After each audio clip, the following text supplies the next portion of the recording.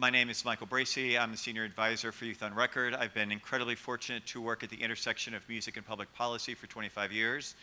And so this panel is particularly relevant to me because, building off of what we heard earlier today, artists are really in this complicated space where you're trying to navigate the day-to-day realities of structures that you typically don't have a lot of control over. But there also is an opportunity, we would argue an obligation, to try to engage in building better structures. And sometimes that's within the business industry itself. Sometimes that's looking for other funding streams or ways of sort of making a living and keeping things going. But oftentimes that's in recognizing that the structures of the industries that we live in are oftentimes navigators or sort of built by what happens through public policy and the impact that they have on all aspects of our life and of our economic being. So I typically look at this from a federal perspective, but it's incredibly exciting to be here in Denver to spend this session talking about what's happening on the state level. And then at 2 o'clock, as I think Jamie mentioned earlier, you heard, we're having a listening session where basically we're turning these seats into a circle and we're just going to listen to you. We just want to hear what you have to say. Because policy, as we're going to talk about in this session, is really driven by the ability of policymakers to understand the realities of what their constituents are dealing with day to day. And solutions come from that work. So it is my immense pleasure to introduce the leadership here of the Colorado Business Coalition for the Arts, Christin Compton Day, Meredith, I'm going to mispronounce your last name, as always, Badler, excuse me, Meredith, who are going to talk about, we're going to do a deep dive on the work that they're doing statewide, how it connects in with what's happening in the artist community, and how you as artists can have opportunities to participate in this work. So we're going to have a presentation. We have a very special guest that we'll have in a little bit, and then we're going to talk to you and hear your questions. Thank you so much. Take it away. Thanks, Michael. Thank you, Michael. I'm Christin Crampton Day. I'm the executive director of CBCA, which is a little bit easier to pronounce than Colorado Business Committee for the Arts. But I've been with the organization about 7.5 years. I have a long history, passion for music and the arts. So first of all, I just want to say to you that I appreciate what you do and that you're taking time as part of UMS this weekend. A lot of exciting music to be happening. My 24-year-old daughter is a professional musician. Her journey started here in Denver at Denver School of the Arts for middle and high school, and then she went on to get her music degree at University of North Texas. And I'm super excited. She's finally coming back to Denver next week for a brief stay before she's off to LA as she continues to pursue her music career. So being the mom of a professional musician, I also have some insight to that as well beyond what Meredith and I do professionally with CBCA. I have to say, even with all the amazing things happening at UMS, I had to tear myself away to get over here today because the Olympic ceremonies are on live right now with some incredible musicians. So if you get a chance to watch it later, there's some really great things happening. So real briefly, who is Colorado Business Committee for the Arts? We are a 501c3 nonprofit organization. Next year will be our 40th anniversary, so we've been around for a long time. We work at the intersection of arts and business to advance our creative economy. And we do that through advocacy, research, training, engagement, and volunteerism in the arts. We're also a membership organization, and we've been a membership organization since day one. So we have close to 300 members that come from 25 diverse industry sectors.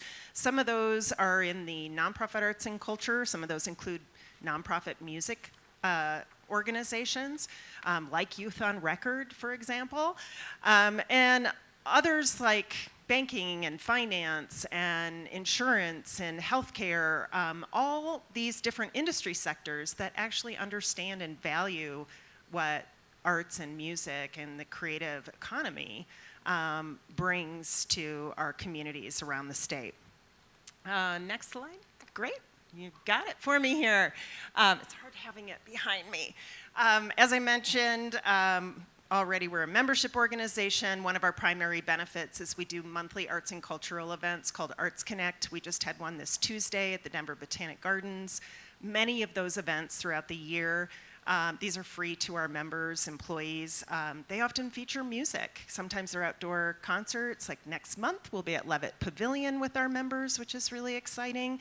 We love to showcase local musicians in our other events as well.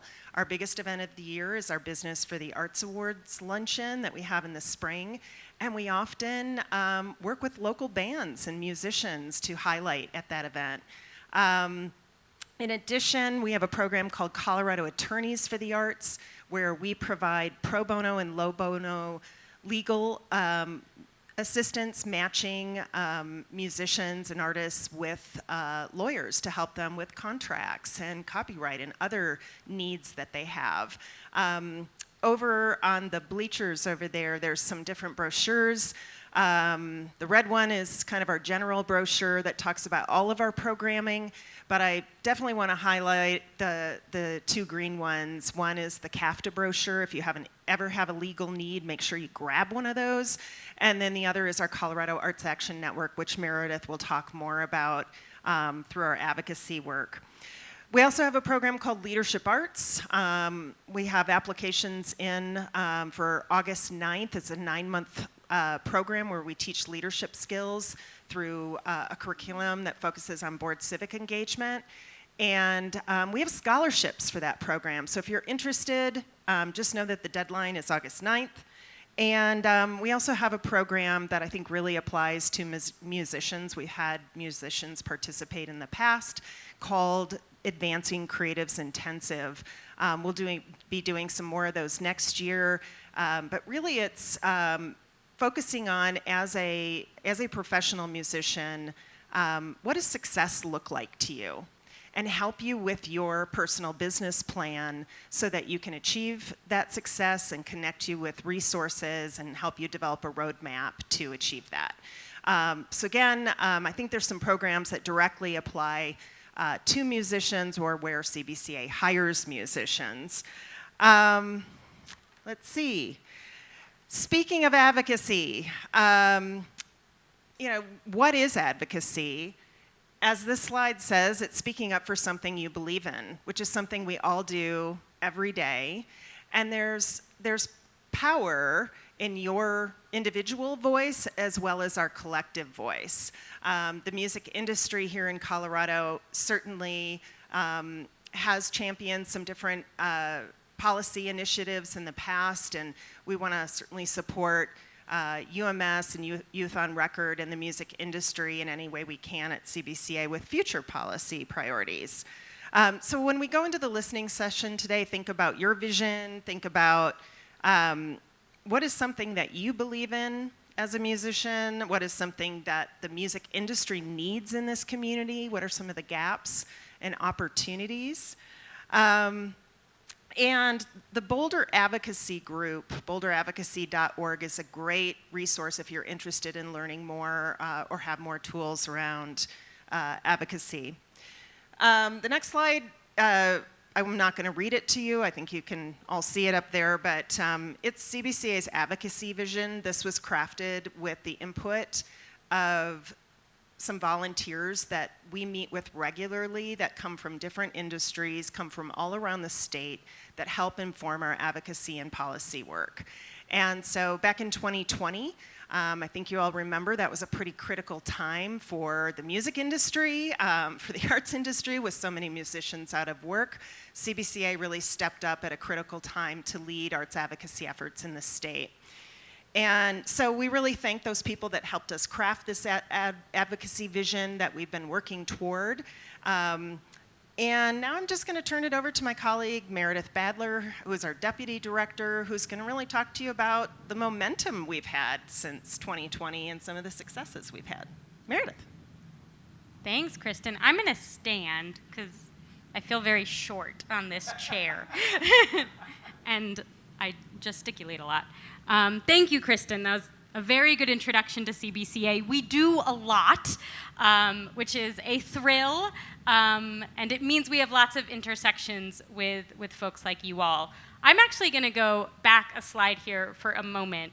So advocacy it's a big and scary word, and as Christin said, it's just speaking up for something you believe in. So that's even showing up today and being part of the collective action of Colorado and Denver's music community. It's wearing your UMS shirt after this weekend and being an ambassador for this kind of work, telling your friends and neighbors to come to this festival and support local music, telling people to buy your album and listen to what you're doing. That is you advocating on behalf of yourself, your community, your sector, and what is truly an important industry in Colorado.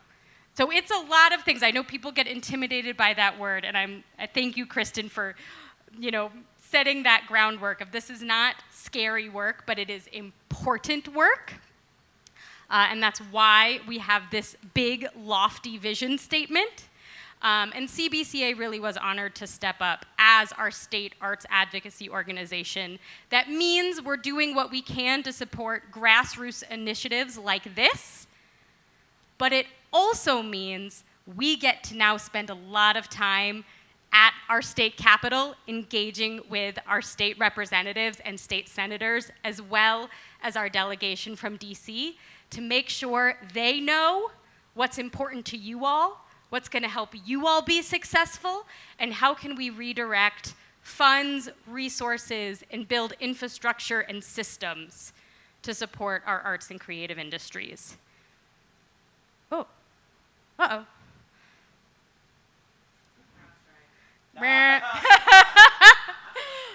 Well, I can just keep talking. So we did have some recent legislative wins, particularly related to immediate relief and recovery efforts that came out of the pandemic. As you all experienced, the arts were the first to close, the last to reopen. And so we were, oh, that's my backdrop. They'll get there. We were able to work with some very key champions at the state legislature. You'll hear from one of them in a moment, Representative Leslie Herod, to sponsor and champion some key funding opportunities to actually get relief dollars to individual artists, cultural organizations, and creative businesses in Colorado. The vast majority, out of all of the different arts disciplines, visual arts, film, writing, literature, music actually got the most of those relief and recovery dollars, both to individual musicians and to music venues, when you look at how we were able to do that here in Colorado. And that's because you all spoke up for yourself. So we were able to help lobby for those relief and recovery dollars, and then collectively, this community was able to apply for those grants. And that helped many musicians, music venues, as well as others in the arts, keep staff on payroll and really survive that pandemic. We were also able to advocate for something called community revitalization grants. These helped fund capital projects that leveraged the arts and creative industries in some way. They helped them build new buildings, renovate new facilities.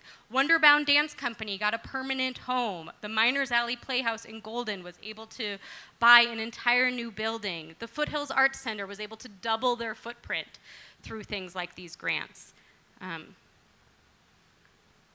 You guys cool back there?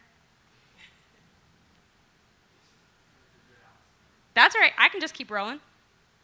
Oh, I don't need to click. Next slide. And what's really exciting is because of that momentum, because we've been able to harness some grassroots supports from individuals like you all, work with our lobbyist at the state legislature, this past session, in 2024, we were able to get our state arts agency their first budget increase in over a decade. It's over a 60% increase in their annual operating funds that took our state funding for the arts from 46th in the nation to 39th. That is a huge, yes, thank you, that was huge. That took a lot of work and effort on our part, filling in that role as that leadership organization, but a lot coming from folks like you all contacting your representatives and senators and elevating your voice. And that's proof that it works. It is not scary, it is not hard, it is important, and it makes change. It's just up there, but just just going to keep flashing around. Yeah. Yeah, yeah. Well, I'll put in one plug before I bring up our next speaker, because I said we were able to do that through voices like you all. One of the tools we have at CBCA is something called the Colorado Arts Action Network. There's some flyers for that over on the bleachers as well, and we'll make sure we leave them around. That is a super easy platform. Anybody and everybody can sign up for it. It's hosted on our website. All you need is your name, your email, and your zip code. So that's how we keep artists, musicians, advocates all over the state informed about what we're working on, what we're advocating for. And then when there's an opportunity for you to voice your support and contact your state senator, your state representative, and say, vote yes on this budget increase, vote yes on this bill, vote yes on this policy change. We make it super easy. The message is already written, 2 clicks, and that makes sure that message goes to your elected official, the people that you are in their district. As Michael said at the beginning, they want to hear from their constituents. And to demonstrate that, I'm going to bring up one of our amazing state representatives, Leslie Herod, who has been a key champion sponsoring countless bills to support arts, film, music, as well as criminal justice reform and many, many important causes here in the state, to talk to us about how else you can do that, what that means to engage with someone like you. Thank you. Well, thank you for that introduction, and maybe too soon for the CrowdStrike joke. But as someone who was traveling this past week, I can tell you it was not very fun. Well, I'm State Representative Leslie Herod. Happy to be here. Good to see my college almost roomie here as well. Love you. Now I'm going to be embarrassed. No, just kidding. Just kidding. You don't make me nervous. Sorry. So I'm here to talk about funding and advocacy for the arts. I'm going to start out by saying it's actually not that difficult. We are human people. Elected officials are human people, and you just have to talk to us like real people. Quite frankly, we're real people, and some of us even like to have fun. So if you know of fun things happening in your communities, invite us, and we will go. I always think it's best to engage with elected officials in ways that are both of our natural elements, right? So whether it's coming to an event like this, where I'm used to speaking, and you're here to engage, you know, or inviting us to a show, maybe something local in your neighborhood or in a park. That's a great way to engage folks in a way that kind of the temperatures are down, but also our guards are down a little bit, right? Some people make it intimidated walking into the Capitol, especially during session when so much is going on, to say, let me find a legislator and talk to them about my issue. It's great when there's a lobby day, but when you're kind of on your own, it can be very intimidating. But what I will tell you is the Capitol is your building, right? It is a place for you, and you can go at any time. You do not need an appointment to go to the Capitol building. It literally is the people's house. Don't bring weapons. You will go through a metal detector. That's about it, though. Anything else is fine. You don't even have to wear a suit, okay? But the best thing to do is to, one, utilize the data that you know and you have in your community.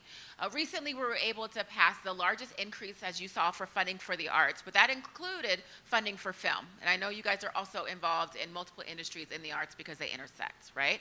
How do we get the film bill passed? Because we had the economic data to support why film was so important in our communities. We could show that there was an $18 to $1, every $1 was $18 investment in the state of Colorado, just from the creation of the film, not even after the film sold millions and millions of dollars, right? And that was money that stayed in our local communities.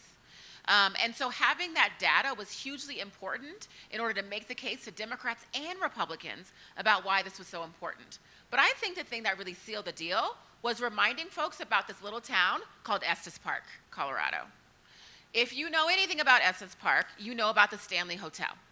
The Stanley Hotel is the major revenue factor for that town and that county, period. #1 revenue driver in that area, okay? Not tickets, not other, not selling park passes or anything like that. It's the Stanley Hotel. Why do people come to the Stanley Hotel? The Shining. That's it, right? That kind of boon can happen in so many of our local communities if we just invest. So how does that relate to music? Well, first of all, you guys are involved in the industry because we actually created a incentive for film to say that if you are going to shoot film in Colorado, if you use local contractors, you actually get more of a tax incentive. So if you hire someone locally to write a score for the film, you're going to get more of an incentive, right? If you go locally to that craft truck or that local brewery, you're going to get to staff the production, you're going to get more for that film. Awesome, right? But how do we translate that into the music industry? I think we can create the same type of incentives for the music industry. This is a bigger conversation to have, but it's one that I think you all should be having, right? Because as musicians in Colorado, we are the soundtrack for the state. And quite frankly, if we are not engaged in increasing funding for the arts and funding for our communities, why not, right? We did it for film, and now it's time to do it for music, especially also our venues, right? Because we know there are so many local venues that do also provide a source of revenue, but man, they are struggling right now, and so many in our communities are closing. If we could work to figure out a way to incentivize some of these, especially historic theaters, but theaters in our community, music venues in our communities, even outdoor venues in our communities, we will have more of an opportunity, I think, to support the arts. But we also have to make sure that we're advocating for ourselves as artists, right? So in each and every one of those pieces of legislation, make sure that funding doesn't only go to the big corporations that are providing the support or that actually can lobby with their lobbyists for those incentive dollars. I don't have any no shame on that, but you have to write in incentives for local artists, right? You have to write in incentives for small theaters. You have to write in incentives for you all to get directly paid, not just volunteer, for the work that you do. That's one thing I love about UMS is that every person involved in UMS is getting paid for their work, right? But you all know that that doesn't happen everywhere, does it? Not every time at all. But we should be able to build to that. There's no reason why as artists you all should be struggling or starving artists should still be a thing, right? Because we know how important the arts are for Colorado. And then finally I'll say that you saw some of the numbers about funding for the arts, but this area actually has some of the highest per capita funding for the arts in in the country. Because we do have so many different public funding opportunities. And in those, again, we have to get on those boards, get on those commissions to start breaking down some of the disparities between local artists and how much they get paid versus how much big artists that we bring in internationally get paid. One way I did this was actually before I became an elected official. I got involved in, what was it called? The Denver Commission, Denver the Cultural Affairs Commission, where we did Imagine 2020. Imagine that. So I was a baby because we were imagining 2020, and then it came, and it wasn't anything like we imagined at all. But within being a part of that, I became involved in the Urban Arts Program, which basically created all the murals that we see in the city, right? And as I was involved in that organization and in that kind of subcommittee, and it's actually a fun committee, I'm not going to lie. That was a fun commission to be on. But when I was involved in that committee, I realized that we were paying local artists, like Birdseed and others, right, only funding for the paint. So I'm talking we were giving them like $250 to create community-based programs around a huge mural that defined a community and neighborhood, okay? But then we'd have these big annual events and bring in artists from out of state and sometimes even out of this country for hundreds of thousands of dollars, right? And while there's, again, no shade to that, why aren't we funding our local artists in a way that says that we actually value your input and we actually think that you deserve to get paid? And so we work to change that, you know? And now we have amazing other local artists who are involved who are continuing to carry on that legacy to ensure that there's truly is funding for local artists. And so it might not sound fun, but I would recommend each and every one of you to think about getting on a local board or commission that relates specifically to the arts or some type of nonprofit that are asking for artists. Right now, the Museum of Contemporary Art, where I'm a trustee, is asking for more artists to be on the board. That's an opportunity for you to be there, you know? You don't have to be fancy, you don't have to be hoity-toity, you just have to be an artist, right? And be able to speak and advocate on behalf of other artists. And so there are plenty of ways to get involved. The final thing I'll say is make sure that you sign up for CBCA's action alerts and action alerts from any other organization that represents your values and your views. Because I gotta tell you, each and every time one of these bills passed, the majority of the time it happened last minute in session where we needed you to act within 48 hours. Sometimes it happened without a majority vote, so we could have lost if it wasn't for the engagement of the community. These folks are able to send out thousands of emails in a day, sometimes even over the weekend. Thank you always for answering the calls. You bet. Because that matters. And again, if you need more information, if you want to know the economic impact of the work that you're doing and advocating for, they have it all. This is an organization that has something that most other states don't have, which is the economic piece. So yes, if you're talking to someone who's running the budget, I was the chair of the appropriations committee. If you're talking to someone who's a fiscal conservative, if you're talking to someone who's a progressive, we all care about the numbers, we all care about the impact, and we all care about how it's going to affect our community at the personal and local level. And so all you have to do is bring that and share your stories to the table. So thank you all for coming. Thank you all for being a part of advocacy, and thank you for your time today. So thanks. And I think we're going to take some Q&A. Yeah, come sit up here. Hello. That was amazing. Thank you. So I've got a couple questions, but I really want folks in this room to have an opportunity for questions. So let me start with one, and then we'll just kind of see where the conversation goes. So one of the things I think you all touched on that was super interesting. I'll use the ramp. Look at me. You need a walk-on song. I know. Wait, can we get that D'Angelo back on? That was working.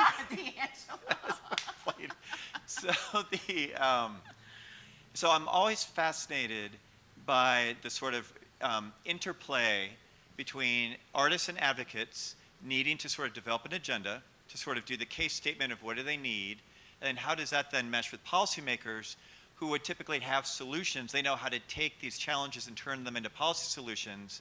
And I feel like sometimes there's a tendency for us to get stuck as advocates that we have to have the solution, but we may not even know what the playing field is. So can you speak a little bit to that dynamic of like what is the mix of wanting, so you're different because you're in this game, like you're obviously part of this community, not all your colleagues are. So sometimes there's a tendency to say, I want you to tell me what you need me to do, but also I could be a thought partner in helping you figure that out. Could you speak to that balance? Yeah, absolutely. And I just want to be clear, I can't sing, dance, or draw. And so I am not an artist, but I love to advocate because so many of my good friends are. But what I will say is that timing matters, okay? So if you're looking at working with a state legislator or working at the state level, January through May is very difficult because we are in session. It's not like what you see on the news or like in Washington. We are only in session January through May, so we don't have short recesses, come back and go, you know? And so what I will say is talk to us now. Talk to us in the summer, in the fall, in the spring, you know, in the winter, not January through May, and say, you know what, I want to figure out how I can do more and how we can do more together. This is a great time to have coffee with your local elected official.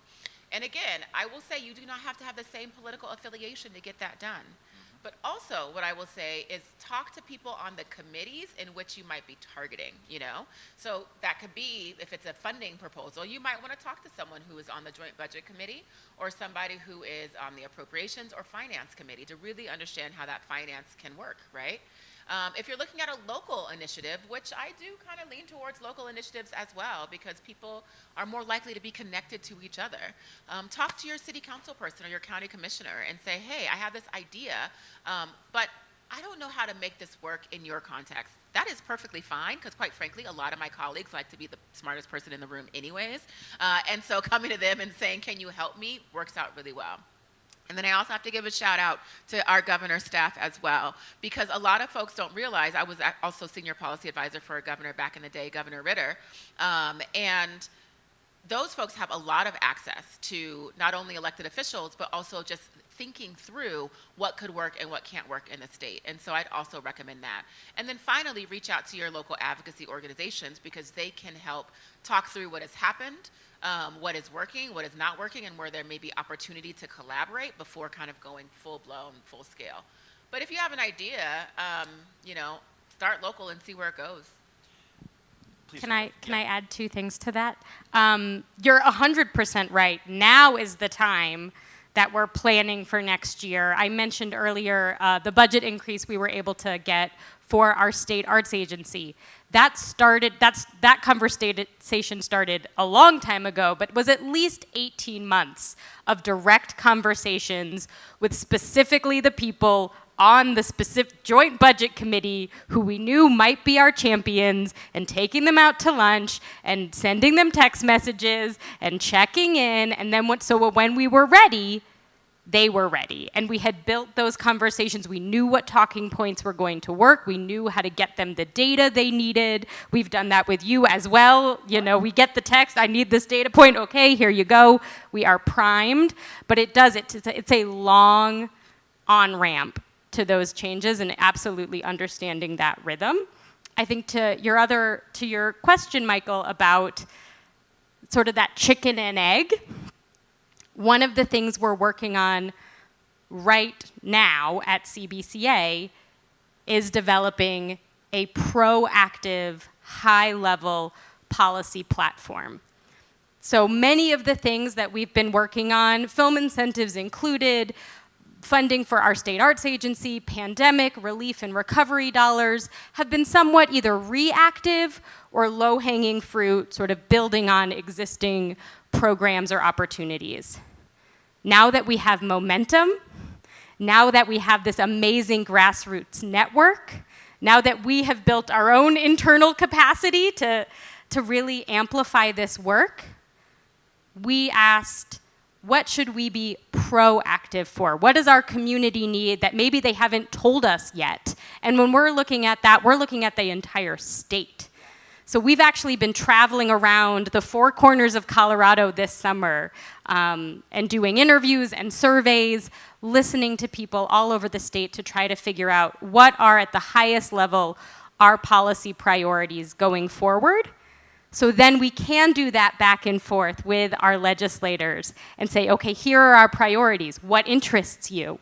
What solutions do you have? How do we move this forward? Let's find the committee that works on transportation, because we feel like there could be an interesting cross-sector funding opportunity, and that fits into this pillar of our policy platform. So we're excited to be rolling that out later this year. Yeah, and I'll just add that I think a lot of people think of arts funding and public arts as being only one type of art, right? And that usually does not include musicians and music. It should. There's no reason why it can't. It's not written out of policy. And so definitely also, push to make sure folks have that understanding, because it's a huge part of, again, the fabric of our city. And so I recommend that as well. And then how many of you all are in the Denver metro area? Okay, where are you guys from back there? Minnesota. Oh, I just got back from Lake Minnetonka. So fun, yeah. Okay. Same. San Francisco and Boston? Okay. Okay, cool. So I love this. So I think so for the locals, SCFD is up for reauthorization, and so get involved in that. Get involved in that soon. SCFD is our tax, science and cultural facilities district tax that has really funded a lot of the arts here in our area, and so be a part of that conversation, and again, make sure there's a voice for musicians in that. But then for the folks who are from out of town, if you have ideas from other cities that are working and you want to bring it to your city, whether it's from San Francisco to Boston, vice versa, or anywhere in Minnesota, bring those ideas. Say, look what Colorado is doing, or look what San Francisco is doing. Can we make that work here? That's really all you have to do. I mean, that is the kind of thing that puts an idea in our heads that a lot of times you'll find the right elected official and we'll run with it. We will run with it because there's already a roadmap there that we can then kind of build upon. There are also, to our friends in Minnesota, California, and Massachusetts, there are organizations like us in all of those states. So make sure you know the folks at Mass Creative and Californians for the Arts and Springboard. We all talk to each other. We all steal each other's ideas. We're looking at what policies they're doing in Boston and how can we do that here. So that's awesome. The other thing I'll add is around the intersection of arts and activism, right? So it's not just about advocating for yourselves as musicians, because you are whole people and you care about other issues as well. But I tell you what, there has been no successful movement in the history of political movements that did not include the arts and creatives, right? So we need you. Nobody wants to hear a politician speak. Not that bad. I bet you guys will have more folks listening to you later. And so what I would say is engage in that way too. I'm an artist, right? Say that. I'm an artist, but I really care about criminal justice reform, or I really care about housing, and I want to get involved from this perspective and also bring my talents to the table in whatever way you need to utilize them. I actually did that with criminal justice reform in 2020, right? So I actually had, there was a law enforcement agency in Greenwood Village that their largest revenue driver was Fiddler's Green, which is a big amphitheater, right?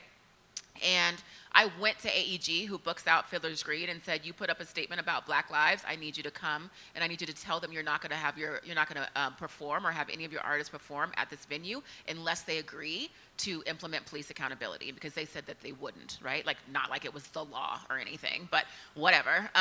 And they actually said okay, and they showed up. We had a huge protest in that little town, you know. We brought our artists, including Nathaniel Ratliff, Flowbots, and so many others, to have an outdoor concert. Granted, it was COVID. There was no other concerts going on. A lot of people came. It was really fun.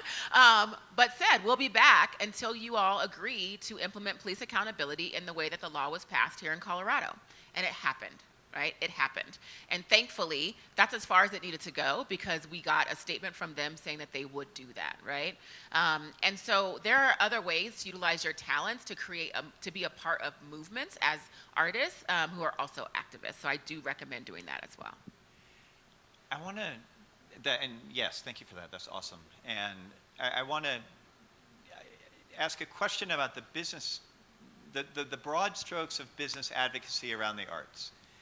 Because in Washington, there's been what I would describe as sort of a probably inevitable but sad evolution of the idea of every single business interest thinking that Capitol Hill, you know, they're advocating policies or regulations not based on the public good, but based on how it impacts their bottom line.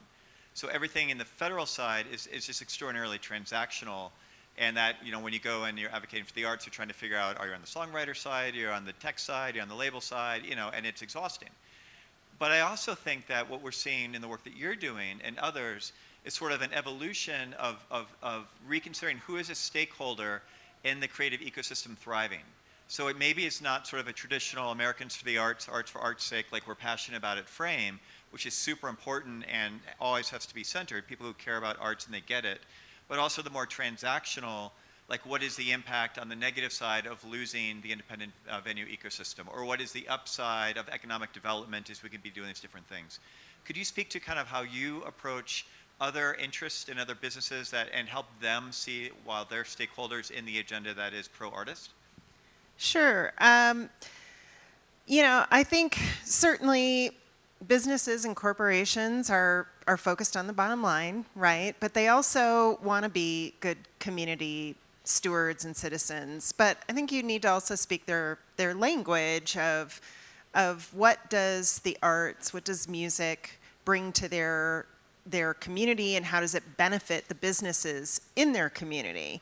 Obviously, you know, if you're a restaurant or a bar that's right across the street from a music venue, you know that helps you, you know, sell food and beverages. So sometimes it's very obvious and very direct for small business. For larger corporations, they're thinking about, you know, how do we attract talent to this community? How, you know, there's a talent shortage. How do we hire? Well, people want to live in culturally vibrant communities. So that is a benefit for those larger businesses to support the arts in their community. Our local Metro Denver Economic Development Corporation, they do site selection conferences for big companies and trying to bring them here to Denver and Colorado. And a couple years ago, they rolled out this Culture Colorado platform because the site selectors kept asking them, well, tell us about your arts and culture. Because again, they know that that's what employees care about. It helps attract, retain. It also, arts in the workplace makes for happier, healthier employees. I mean, we talk about mental health with the arts, makes for more productive employees. So there's all this research, all these benefits. So I think there are many things that we share with the corporate community, but it can also be fickle. You know, I was just talking to somebody last night who was like, yeah, our company used to support the arts, but now we're putting our energy over here. And that does happen within the corporate sector, but I think really engaging those partners and kind of picking up on what Leslie said earlier about inviting legislators to arts and cultural events and to concerts is the same thing, I think, with the corporate community. One of our major part of our mission is to engage the corporate community so that they are experiencing it and they see the benefits firsthand. So, I think to your question, the reason that CBCA stepped into this role, this leadership role with arts advocacy, is we know that we have kind of a unique opportunity because we do have the voice of the business community, and we know the business community has influence on legislators. But the biggest thing is we're an advocate for the creative industry sector of which music is a part. It is a major business, a major economic driver in the state, and that's what we want to make sure we keep amplifying. It's not just, oh yeah, the arts are nice and they're nice to have. It's like, no, it's critical to our economy, not just our way of life. And in Colorado, arts and creative industries is $18 billion to our state's economy. That's 3.7%. That is more than mining, that is more than agriculture, that is more than transportation. What about skiing? More than skiing. It's the economic more than impact. skiing. Right? Can you believe that? And It's everyone wants to talk huge. about, Colorado ski. No, Colorado arts. And no I one's love to talking ski too, but. and no one's talking about let's not fund, farming in our ski industry. So it's both changing how we frame how we talk about ourselves as a vital industry, as a workforce, as a contributor, and all those other things. The arts also bring all of those other social and communal and healing benefits. And what a superpower. What else has that kind of multiplier effect? So, hello. I'm an arts administrator, kind of student at CSU, in addition to working with Michael at the Music Policy Forum. And I had a question just like, what can even smaller kind of organizations do? Because they're still a part of the food chain here in supporting kind of things here, but they might not have as much capacity. There's some local DIY spots in town. So how can they kind of effectively kind of, as artists and kind of really on a grassroots street level kind of connect with larger organizations and, get in the game a little bit more effectively? I think the key is to help build momentum, right? Because you all have these unique connections in the community that, again, are very personal. You all have access to other organizations that may have similar small capacities. And so when it comes to an issue that you really want to grow, I think it's a part of building that coalition and building that momentum, As we've probably seen this past week, one person can start a lot of momentum, and that can make a huge difference in changing the conversation. And so I would recommend doing that. The other thing I would lean on is entertainment press to tell a different kind of story. It doesn't have these stories. You don't have to say political. Okay, there's some bill going through. We're only going to talk about from the economic standpoint. You guys have access to a different level of press that might want to tell the story about what this local band has done for the community. That can really help rise that and propel that person or that group into fame in a way that helps people understand why supporting locals really matters, The other thing is I think people don't understand that the music industry is not just about one star. It's not about Chaperone or Taylor Swift, right? It's about the whole production that goes on around that as well, right? So again, it's a whole industry. There's lighting, there's stage, there's everything like that. And so being able to tell that whole and complete story, especially when there's not a lot else going on around at the time, that is a really good opportunity, I think, for you all to engage. I was just, as Leslie was talking about telling this story, when we're talking about advocacy and policy work, there are times where we need testimony, and they want to hear from their constituents. So going to your point, they want to hear from a smaller community organization about how they're impacting their community, and those stories are so powerful. And this lady is always looking, who are those people that I can bring to the table to share their stories with legislators? So That's another way you can contribute is through testimony, because there are definitely opportunities to do that. But through the Colorado Arts Action Network, again, when you sign up for that, you're going to get information. You can take action that way.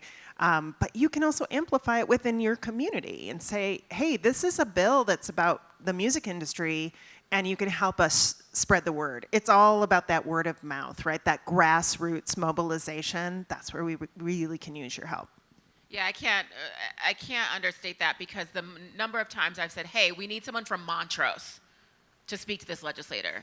You know, we need exactly. We need someone from this town to speak to this person, you know, or this neighborhood or this community. And they do find them because of the network. But like, you also, you know, you could be that person and then help them understand why it's so important, one-to-one, you know.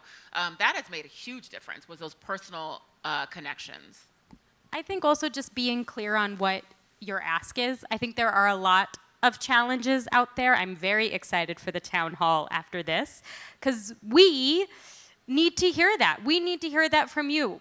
None of us up here are day-to-day musicians. You know what those challenges are for your industry, and being clear on what they are, what that story is, and communicating that together and to partners and coalitions, that's how we can make change. But it does take some of that effort to sort of say, well, okay, I'm not getting paid enough. But what actually is the issue? Is it the infrastructure? Is it the system? Is it the venues aren't getting support? Is it I'm not asking and I don't know how to negotiate? So I think trying to get to sort of the root of those issues can be helpful too. And I think what you'll hear at Impact Days, it's yes and yes and yes and yes, right? It's everything, right? Let's work on it. So Let's do it. everything is happening at once. I've got one last question, but I want to make sure, has anybody here got a last question or comment before I go to my last question?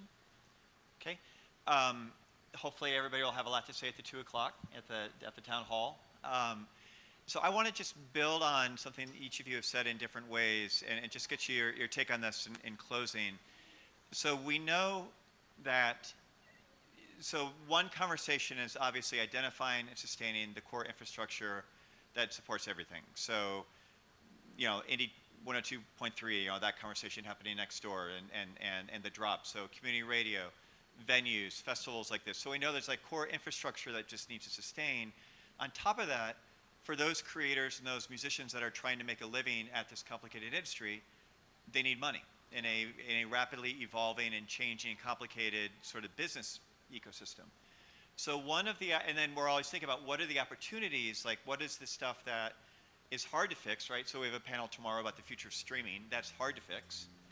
But maybe what's more actual, easier to fix. So an example, and I hope Jennifer doesn't mind me bringing this up today, but one thing that we've been thinking about in the UMS context is like, who are the organizations and the institutions that have resources, that have campaigns and have agenda to be in these audiences, and how can their dollars be applied towards like supporting things like UMS?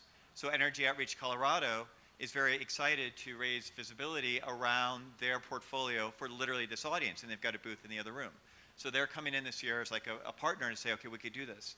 Are there opportunities, and this is exactly what the representative mentioned in terms of the film piece, to say, all right, if you're going to get, you know, we're going to give you more incentives to keep your money in Colorado and make it worth your while. Are there, or where are there more opportunities across state government to say, if we are doing public-facing education campaigns, if we are trying to reach young people, like how do we employ more dollars towards funding the ecosystem to help be those connectors? Would it be both, Venn diagram, would it be both more effective in terms of reaching those audiences and also putting dollars into the ecosystem for people who really need it? Do you see that happening, or is that a chance to do more there? You know, that's a really interesting question, because every agency has a public awareness budget and campaign. Usually it's, you know, this is your brain on drugs, whatever. Those obviously don't work. But there are some places that are being really innovative and saying there needs to be one office. We need to be really creative. We need to have either a poet laureate or a comic laureate, or, you know, someone who's really handling all of these arts programs and projects, and then we fund them, right, to do that work, and then they help us get people in the community and hire people in the community to do that. I think we need to push for more of that as a consolidated effort, so that folks know, yeah, hi, come on, say it. Well, I agree 100% with you, Leslie, but I think our issue that we had, like the poet laureate was such a good idea, and it's so incredible we have a music ambassador for the state. They don't Right. No, it's got to be. Right. Right. So Right. I was not saying potentially Colorado less- does it well, unfortunately, but like other places do, and especially at the city level, you know. And so I was talking to Alan Brooks, and he was telling me how there are places that have these more consolidated efforts, and it actually makes for much better campaigns that reach people who they're trying to reach, right? And so, you know, yes, please work on that. And yeah, talking to Bobby, right? It was, this doesn't pay me anything. Yes, I can capitalize on this and make money from it, but that takes technical assistance and someone who's savvy enough to do so, right? And so that's something that we need to do as well. Go ahead. Or no, finish your thought. No, go ahead. I was just going to say the flip side of what you were saying, Michael. So that's leveraging the arts to advocate for other causes and needs and campaigns. Your example about, was it Energy Outreach Colorado? There are so many programs, technical assistance, stipends, reimbursement funds out there to support people in our community. They just may not have the word arts to them. We have an amazing small business development network system across the state, but if you're a musician and you don't think of yourself as a small business, you're not going to know that you can go there and get free consulting and help with your finances to grow your business. And they're not, many of them are not necessarily marketing to you. That doesn't mean it's not relevant to you. So I love that example of everyone needs help with their electricity bills, particularly those that are gigging, that don't have steady income. But they may not know that this is an audience they need to reach, and artists may not know that this is something I should look for in Google because it's not being marketed to you. And that's an area that we've been talking about. How can we be a better hub and facilitator to connect the programs and funding and opportunities that are out there? They're not specific to the creative industries, but are absolutely relevant and helpful to them. Well, then I need to add something then on that, because not everyone is eligible, right? That's true. That is also and so true. the thing That that is I also find is that if it's written, a bill is written in a way that doesn't take into account the way that different people work, right? Then they don't qualify, or they don't qualify for as much as they need Yes. to engage. And that's why in Colorado, yours truly, alongside with these truly, were able to introduce and pass a bill that said that artists during COVID were going to get immediate cash assistance because they didn't qualify for so many of the national, federal, or state programs that gave that cash assistance because they couldn't produce the same type of tax forms because they got paid differently, right? And so you have to have, again, be at the table, and someone has to be paying attention to say, this is not written for our audience, right? Or I don't qualify here. Can we change that in the next year so that I can, you know? I think that's extremely, extremely important. And so, again, kind of looking at these nuanced things, you know, and saying, okay, I don't qualify for this for some reason. There has to be another way, and then figuring out how to make another way. I mean, we got the Americans for the Arts Awards for those programs, for saying artists were engaged in these types of areas, and we need to think about funding folks differently. And I think that's a great way to close out the session. Just a reminder, again, with an outside perspective, Colorado is recognized and valued for the work that happens here locally, regionally, statewide. This is one of the most thoughtful and intentional states in terms of the relationship between the public and philanthropic sector and the creative ecosystem. And it's the job of the folks in this room and the folks who come at 2 o'clock to build off that and just take it to the next level and keep that work going. Thank you all so much for your time. Thank you, guys. Please give them another round of hand.